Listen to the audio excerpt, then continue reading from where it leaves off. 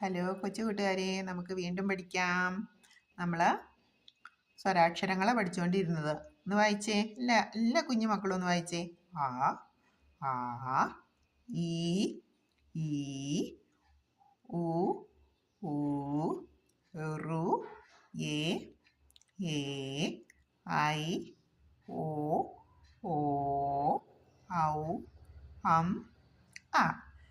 അതിൽ നമ്മൾ ഔ ചേർന്ന് വരുന്ന വാക്കുകളാണ് ഇനി നമുക്ക് ഉള്ളത്. ഔഷധം, ഔഷധം, ഔദാര്യം. ഔ ചേർന്ന് വരുന്ന 2 വാക്കുകളെ നമ്മൾ പഠിക്കുന്നുള്ളൂ.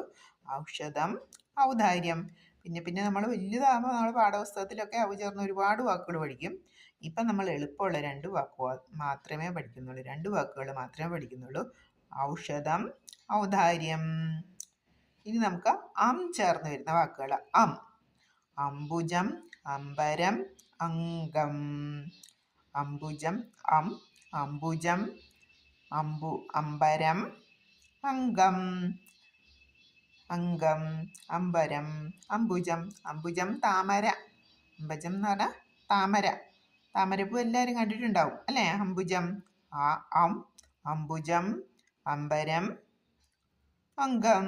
അപ്പം നമ്മൾ സ്വരാക്ഷരങ്ങളുടെ വരെയുള്ള വാക്കുകൾ ചേർത്ത് ആ വരെയുള്ള വാക്കുകൾ ചേർത്ത് നമ്മൾ വാക്കുകൾ പറഞ്ഞു. ആ ചേർത്ത് അമ്മ, അപ്പം, അട, അരി, അരണ, അച്ഛൻ. ആന, ആട്, ആണി, ആമ, ആപ്പിൾ, ആനന്ദം. ഇല, ഇണ, ഇഞ്ചി, ഇടയ്ക്ക, ഇഷ്ടിക, ഇര. ഈച്ച, ഈണം, ഈറ്റ, ഈന്തപ്പഴം, ഈർക്കിൽ. ഉറുമ്പ്, ഉടുമ്പ്, ഉറി, ഉള്ളി, ഉപ്പ്. ഊണ്, ഊഞ്ഞാൽ, ഊത്ത്, ഋഷി, ഋഷഭം, ഋതുക്കൾ. എലി, എരുമ, എഴുത്ത്, എണ്ണം. ഏണി, ഏലം, ഏഴ്, ഏത്തപ്പഴം. ഒട്ടകം, ഒച്ച്, ഒന്ന്, ഒച്ച.